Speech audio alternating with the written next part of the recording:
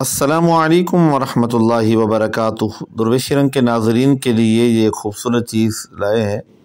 Shah Alam market Lahore کی ایک جامع مسجد میں نماز مغرب پڑھنے کا اتفاق ہوا تو وہاں تلاوت قرآن کے لیے یہ رحل بنا ہوا دیکھا اور قرآن پاک رکھنے کے لیے یہ محفوظ جگہ۔ قرآن پاک وہاں سے نکالیں، لائٹ آن کریں اور تلاوت قرآن کریں۔ روشنی اور قرآن پاک رکھنے کے لیے خوبصورت رحل، یقیناً اس نے دل کو چھو لیا اور اسی وقت ارادہ کیا کہ اپنے ناظرین کو اور اپنے درویشی رنگ کے سامعین و ناظرین کو ضرور یہ دکھائیں گے، اور ارادہ کر لیا کہ اپنی جامع مسجد جو کہ زیر تعمیر ہے خانقاہ عالیہ چونترہ شریف دینہ ضلع جہلم میں، وہاں اسی طرح انشاءاللہ بنائیں گے۔